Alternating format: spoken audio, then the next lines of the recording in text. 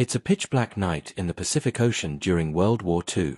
American sailors aboard the USS Washington hold their breath as the radar screen glows in the Combat Information Center. Suddenly, blips appear, enemy ships closing in fast under cover of darkness. The Japanese Imperial Navy, masters of night attacks, steam ahead, confident the shadows hide them from US eyes. But tonight, everything changes. American technology pierces the veil, and our boys are ready to fight back. This is the story of how US radar turns the tide against Nazi Germany's allies in the East, catching the Japanese off guard in their own game. Welcome to America's heroic stand in the Second World War's brutal Pacific theater. The attack on Pearl Harbor hits like a thunderbolt on December 7, 1941. Japanese planes scream out of the sky, bombing US Navy ships in Hawaii, killing over 2,400 Americans and wounding thousands more. The nation reels, but our spirit ignites. President Franklin D. Roosevelt declares war, and the U.S. Army, Navy, and Marines gear up to take the fight to the enemy. In those early days, the Imperial Japanese Navy dominates the seas, their carriers and battleships sweeping across the Pacific, conquering islands from the Philippines to Wake Island. American soldiers and sailors, fueled by righteous anger, vow to push back. We know we've got ingenuity on our side, secret weapons like radar that the Japanese never see coming. Radar, that miracle of American engineering, starts as a whisper in the labs before the war. Scientists at the Naval Research Laboratory develop it in the 1930s, perfecting ways to bounce radio waves off objects to detect them miles away, even in fog or night. By 1941, the U.S. Navy outfits ships with CXAM and later SG radar sets, giving our fleet's eyes in the dark. The Japanese have some radar too, but there's lags behind, crude, unreliable, and not integrated like ours.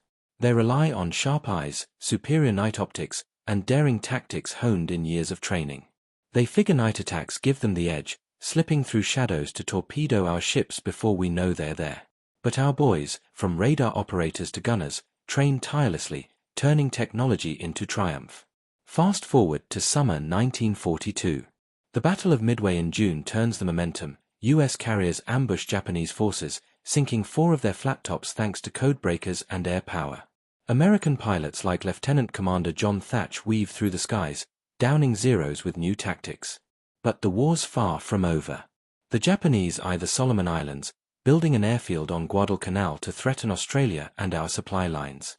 U.S. commanders decide it's time to strike first.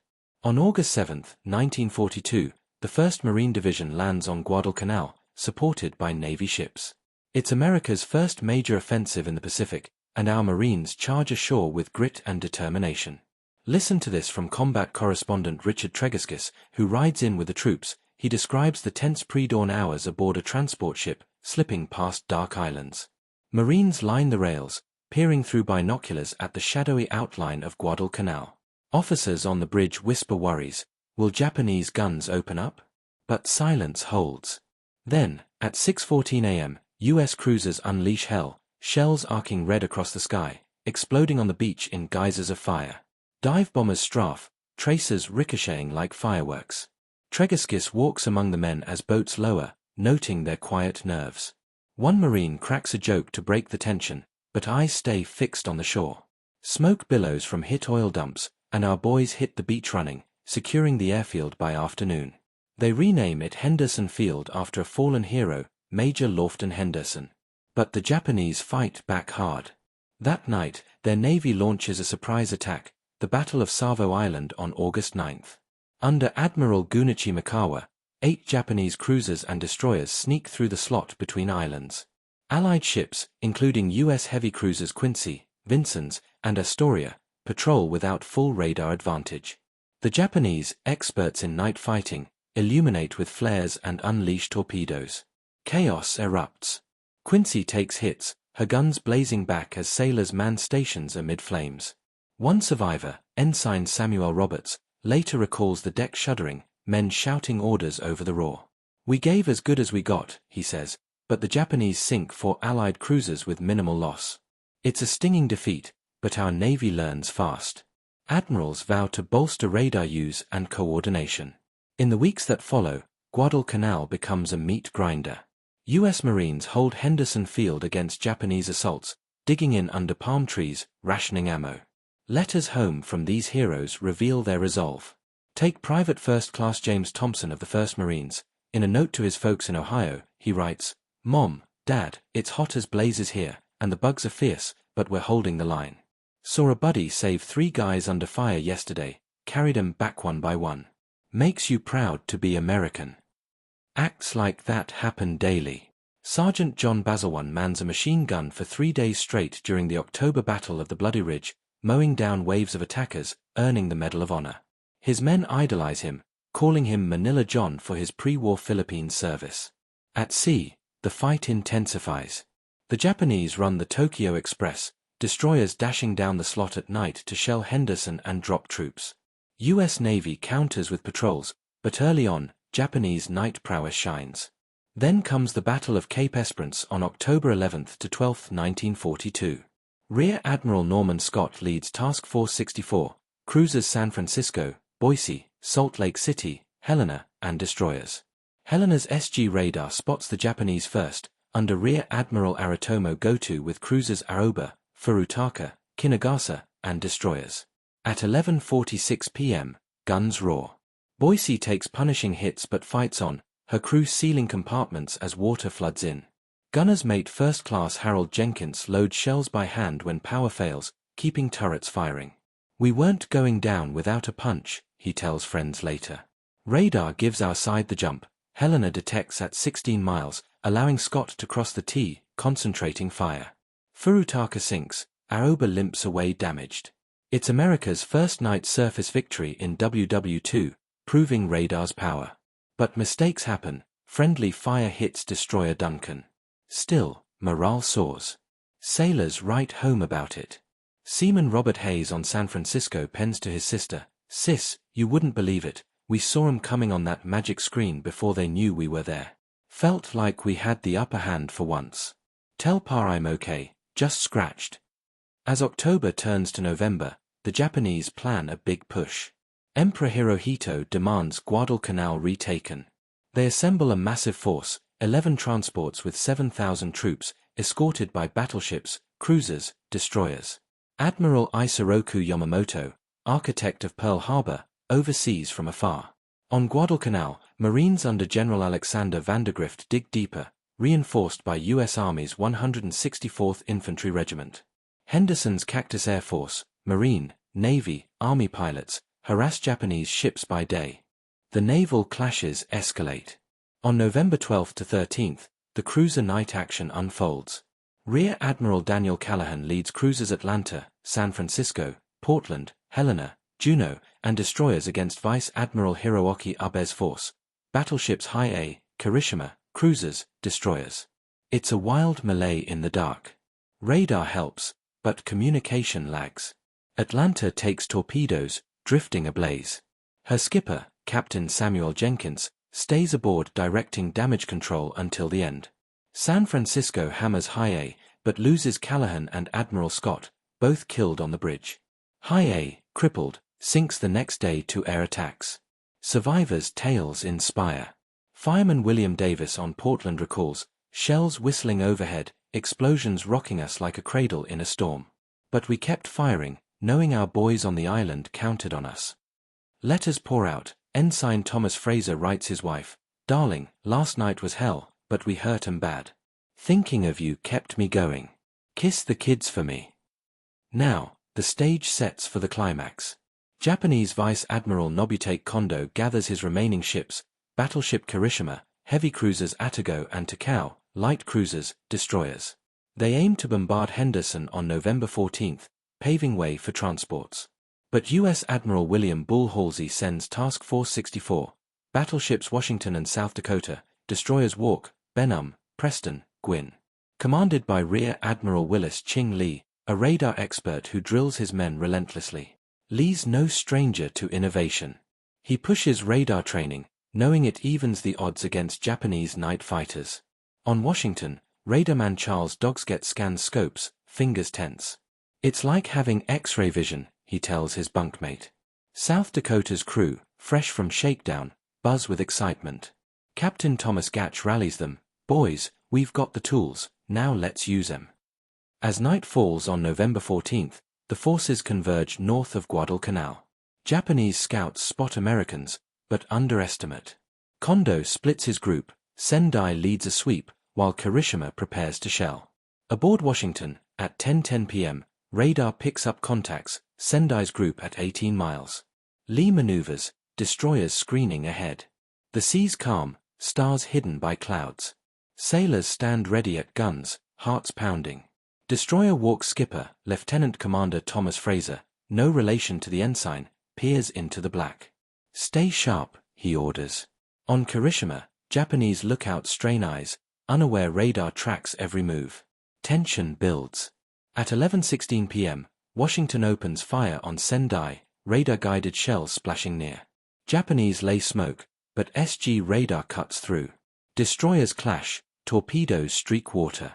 Preston and Walk take hits, crews battling fires heroically.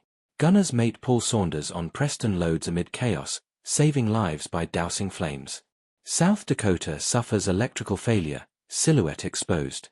Japanese pound her, shells rip superstructure. But her men fight on. Pharmacists mate Leonard Harmon, a mess attendant turned hero, drags wounded to safety under fire, shielding a shipmate with his body. His bravery earns the Navy Cross posthumously, first African American so honored. Washington stands alone now, radar her guide. Lee orders, open fire. Main batteries thunder, 16-inch shells hurtling toward Kirishima at 12 a.m. Radar locks on, hits slam home, 9 in 7 minutes, wrecking turrets, flooding engines. Kirishima's assistant gunnery officer later admits, "We couldn't steer, hits pouring in, we never saw him coming." But as dawn nears, the battle rages. Will Washington finish the job? Or will Kondo's force break through and doom our boys on Guadalcanal? The fate of the Pacific hangs in the balance. The night is pitch black, November 14th sliding into November 15th, 1942, somewhere north of Guadalcanal in what the boys will forever call Ironbottom Sound. USS Washington steams at 27 knots, her 9 16-inch guns still hot, her SG surface search radar painting the Japanese battleship Kirishima as clear as if she's sailing under a noon sun. Captain Glenn Davis stands on Washington's bridge, voice calm over the TBS, "Give me a firing solution on the big boy. We're not letting him shell Henderson tonight."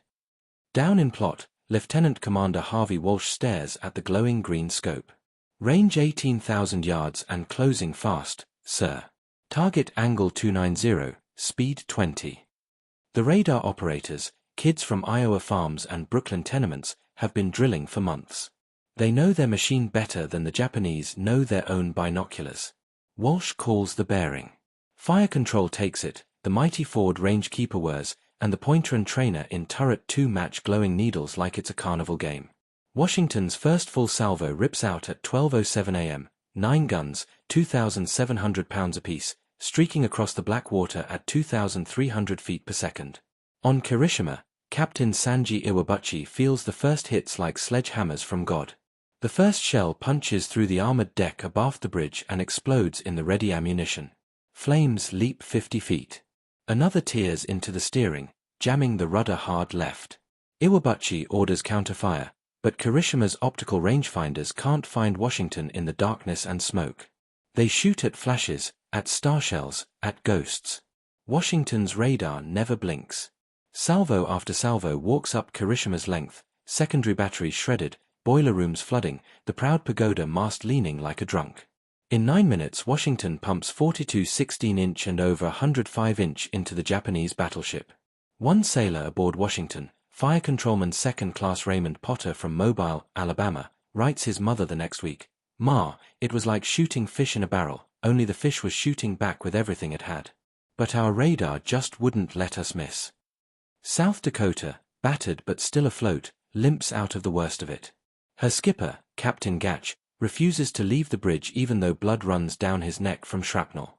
South Dakota's radar is blind from battle damage, but her damage control parties are miracles, sealing holes, shoring bulkheads, keeping her in the fight.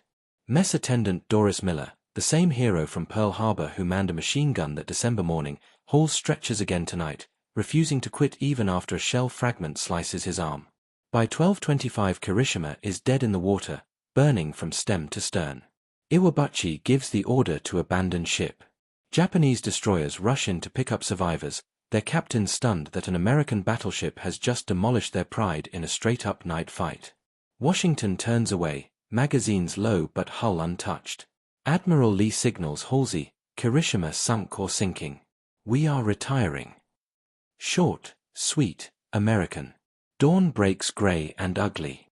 Marine and Navy pilots from Henderson Field roar off the pierced steel planks to find the Japanese bombardment force scattered and broken.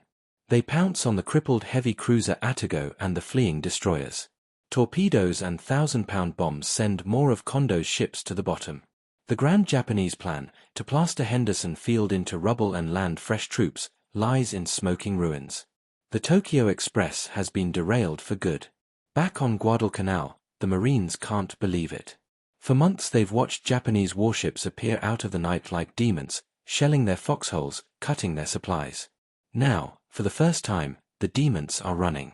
Sergeant Mitchell Page, who held a ridge with a handful of men and a machine gun a few weeks earlier, gets the word over a crackling radio. He whoops so loud the whole company hears it. Private Ol Schmid, blinded in an earlier fight but still refusing evacuation, grins in his hospital cot when the corpsman tells him, "The Navy just whipped their ass with radar, Ul.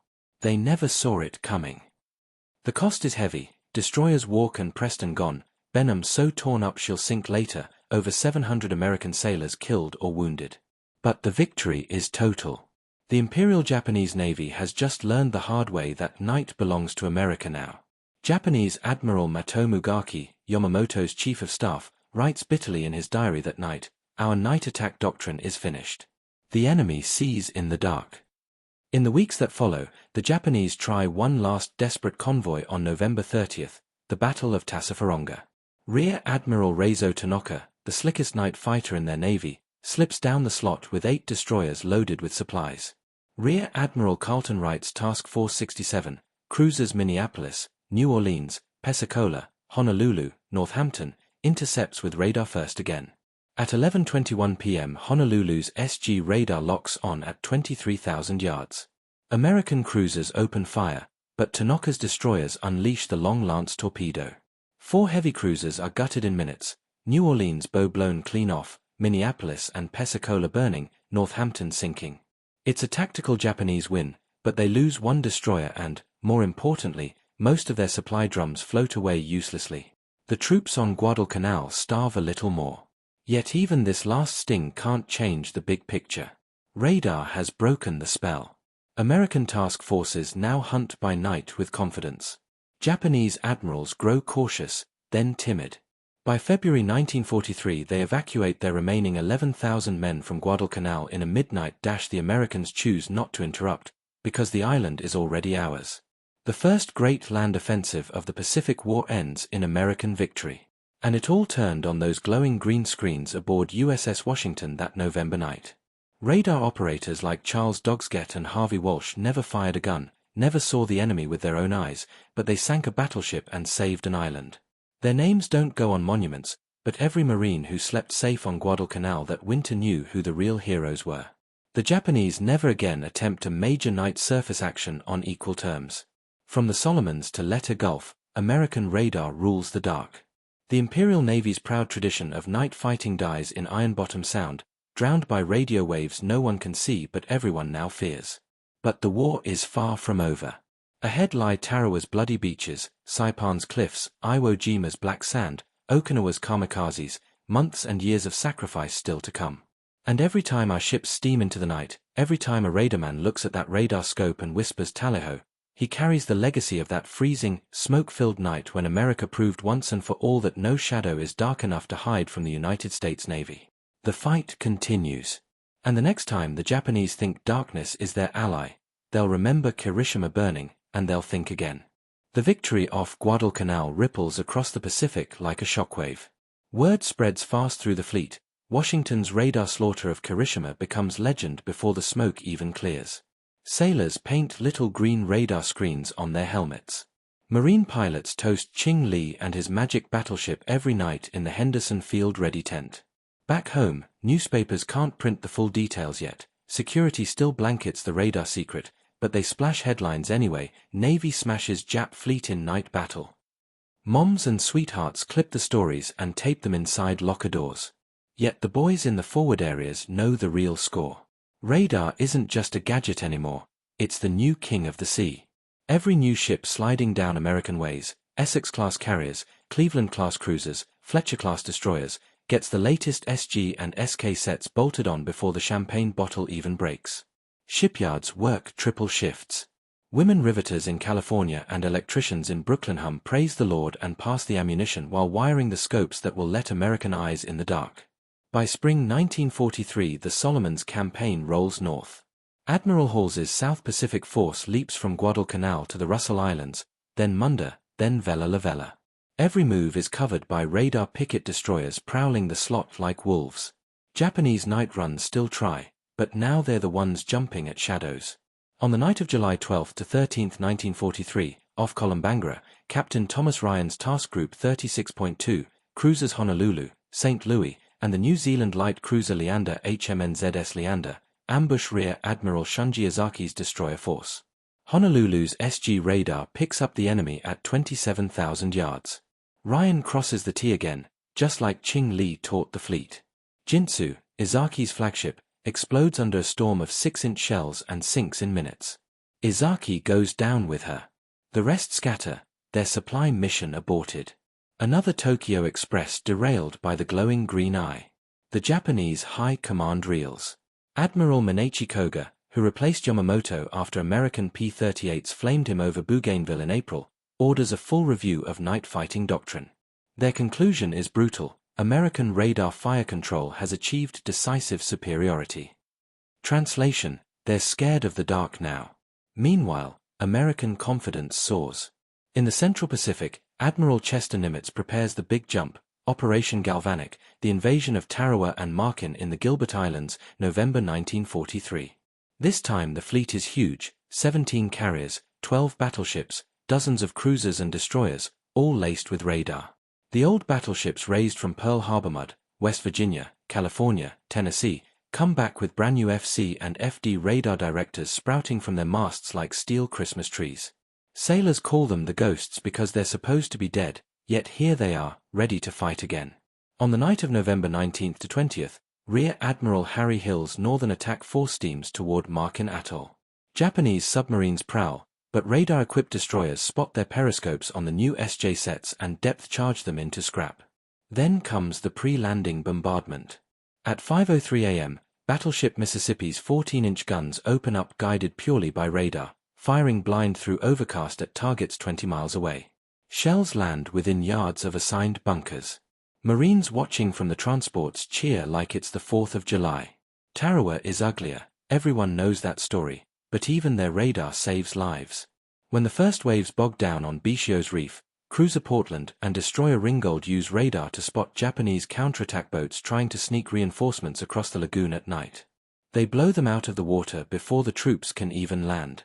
Colonel David Shoup, bleeding from 2 wounds but still directing from a shell hole, gets word over the radio: "No more Japs coming tonight, sir, radar got 'em all."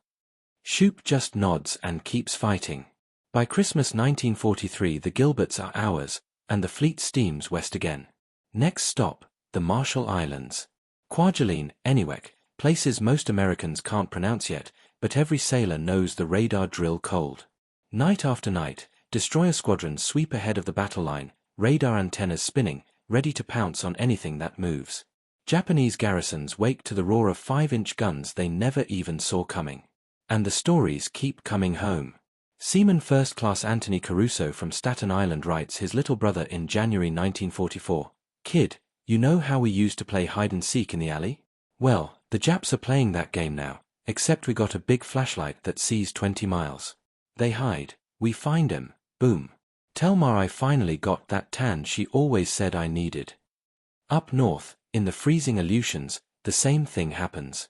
After retaking Attu and Kiska, radar-equipped cruisers and destroyers keep the Japanese from ever coming back.